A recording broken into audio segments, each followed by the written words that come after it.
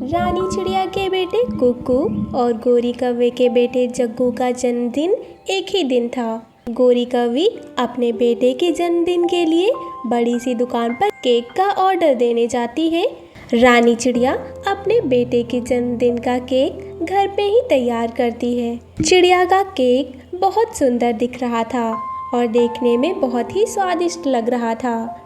कुक्कू बेटा, मैं दूसरे पक्षियों को आमंत्रण देकर आती हूँ, आप केक का ख्याल रखना, कोई भी केक ना खा जाए। चिड़िया कबूतर के घर जाती है। चिड़िया, मैं तुम्हारे घर जरूर आता, लेकिन अब तो गोरी कौवी मुझे पहले ही आमंत्रण देकर गई है, इसलिए मैं गोरी के घर ही जाऊँगा। तोता भी रानी चिड़िया से यही बात बोलता है। अगर मुझे मालूम होता कि कुक्कू बेटा का जन्मदिन भी आज ही है तो मैं गोरी कौवी को मना कर देता। ठीक है तोते भैया, कोई बात नहीं, मैं हूँ ना, मैं और मेरा बेटा मिलकर जन्मदिन मना लेंगे। शाम हो जाती है और गोरी कौवी केक बनाने वाले भूरे कौवे के पास जाती है। भाई भूरे कौवे, मेरा केक तैयार हो गया क्या? हाँ, केक तो कब का मैंने डब्बे में पैक कर दिया है। गोरी कौवी कुछ पैसे बचाने के लालच में सस्ता केक खरीद कर ले जाती है और भूरा कौवा भी लालची था, जो कुछ पैसे की खातिर गोरी को बासी और खराब केक दे देता है। रात हो जाती है। मम्मा, अभी तक कोई भी नहीं आया। बेटा, आप अच्छी तरह से जानते हो आज जग्गू कौवे का भी जन्मदिन है और गोरी ने सब पक्षियों को पहले ही आमंत्रण दे दिया था, इसलिए शायद सारे पक्षी गोरी के घर चले गए होंगे। कोई बात नहीं मम्मा, मैं और आप दोनों ही केक काट लेंगे। जग्गू कौवा केक काटता है और सब तालियां बजाते हैं। मम्मा देखें, मेरे जन्मदिन पर सब आए हैं और कुकू के जन्मदिन पर कोई भी नहीं गया। हाँ बेटा, मैं इतना बड़ा केक जो लाई हूँ सबके लिए। पक्षी जग्गू कौवे के लिए गिफ्ट भी लेकर आए थे।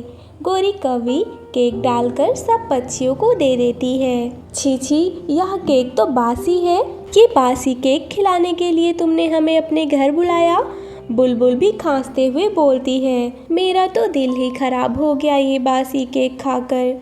चलो हम सब कुकू के जन्मदिन पर जाते हैं। इस गोरी की बच्ची ने तो हमें बुलाकर अच्छा ही नहीं किया। जग्गू बेटा, यह केक तो सच में बासी है, तो और क्या हम सब झूठ बोल रहे हैं? कुक्कू केक काटने वाला ही था कि दूसरे पक्षी चिड़िया के घर आ जाते हैं। पक्षियों को देखकर मम्मा चिड़िया और कुकू हैरान हो जाते हैं। आप सब यहाँ?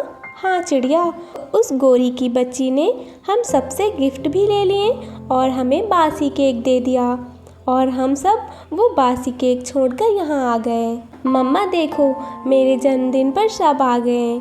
फिर कुकू केक काटता है। सब चिड़िया के हाथ का बनाया हुआ केक मज़े से खाते हैं। ऐसे गोरी कौवी का बढ़ावा और घमंड मिट्टी में मिल जाता है और वो दूर बैठी पक्षियों की आवाज़ें सुन कर जल रही थी। चल जग्गू बेटा, घर चले, मुझे नींद आ रही है। कौवी अपने बेटे को लेकर घर चली जाती है। छोटी चिड़िया की मम्मा चिड़िया के लिए एक गुड़िया लेकर आई थी। मम्मा बहुत बहुत शुक्रिया, मुझे ये गुड़िया बहुत पसंद आई। अब हर वक्त गुड़िया से ही ना खेलती रहना, अपना काम भी कर लेना। मम्मा, मैंने अपना होमवर्क खत्म कर लिया है, अब मैं बाहर जाकर थोड़ी देर अपनी गुड़िया के साथ खेल लूँ। हाँ, लेकिन याद रखना, शाम से पहले घर लौट आना। चिड़िया अपनी गुड़िया लेकर घर से निकलती है। वो पेड़ के पास बैठकर अपनी गुड़िया से बातें कर रही थी। मैं आपको कभी नहीं छोड़ूंगी, आप हमेशा मेरे साथ रहोगी। मेरी गुड़िया बहुत सुंदर है। दूर बैठी गोरी कौवी चिड़िया के पास गुड़िया देखकर सोचती है, यह गुड़िया मैं इस छोटी चिड़िया से छीनकर अपनी जग्गू के लिए लेकर जाती हूँ। मेरा जग्गू खुश हो जाएगा। गोरी कौवी वहाँ से उठती है और जाकर गुड़िया से कहती है, लाओ, यह गुड़िया तुम मुझे दे दो, यह मेरे जग्गू को बहुत पसंद आएगी। नहीं आंटी, ये मेरी है, सीधे से दे दो वरना मैं ये छीन लूँगी। गुड़िया जानती थी कि गोरी अब उससे गुड़िया छीन लेगी। गुड़िया अकल से काम लेती है। आंटी, मैंने ये गुड़िया बड़े पेड़ से ली है, आप भी जाकर बड़े पेड़ से गुड़िया ले लो। क्या क्या सच में बड़ा पेड़ मुझे मेरे जग्गू के लिए गुड़िया दे देगा? हाँ, अगर नहीं विश्वास तो आप मेरे साथ चलो। फिर गुड़िया गोरी कवि को अपने साथ ले जाती है और जाकर बड़े पेड़ से कहती है, पेड़ गोरी आंटी को भी मेरी तरह की गुड़िया दे दे। गुड़िया, क्या बात है, यह पेड़ तो बोल ही नहीं रहा, कोई जवाब ही नहीं दे रहा। हाँ, याद आया गोरी आंटी, मैंने तो बड़े पेड़ को मिठाई ला कर दी थी, आप भी जल्दी से मिठाई ले आओ, फिर जो मांगोगी वही देगा ये बड़ा पेड़। अच्छा, अगर ऐसा है तो मैं अभी बड़ी पेड़ के लिए मिठाई लेकर आती हूँ। गोरी कवि जल्दी से वहाँ से भाग जाती है। चाचा, कबूतर चाचा, मुझे 50 के लड्डू दे दो। क्या बात है गोरी, आज तुम्हारी माँ आई हैं? नहीं, मुझे किसी और के लिए लेकर जाना है। गोरी कवि कबूतर चाचा से मीठे मीठे लड्डू ले आती है। अब तो मैं गोरी आंटी के लड्डू खा कर ही जाऊंगी। बड़ी चालाक बनती है गोरी आंटी, आज तो मैं उन्हें ही उल्लू बना दूंगी। मैं मीठे मीठे लड्डू ले आई हूँ। चिड़िया, अब बड़े पेड़ को लड्डू देकर मुझे पेड़ से गुड़िया, सोने के झुमके और एक साड़ी ले दो। गोरी आंटी, अगर इतना कुछ लेना है तो आपको मिठाई के साथ साथ कुछ नमकीन भी लाना होगा। नमकीन? वो क्या? गोरी आंटी, नमकीन जैसे समोसे, पकौड़े। ठीक है, मैं बड़े पेड़ से चीज़ें लेने के लिए कुछ भी लेकर आ सकती हूँ। गोरी कवि फिर से भाग के जाती है। चिड़िया वो लड्डू उठाती है और आराम से अपने घर चली जाती है। बेटा, आप ये लड्डू कहाँ से लाई? फिर चिड़िया अपनी मम्मा को सारी बातें बताती है। मम्मा, अभी तो गोरी आंटी पकोड़े और समोसे भी लेकर आएंगी, आपने तो चतुर गोरी को ही पागल बना दिया।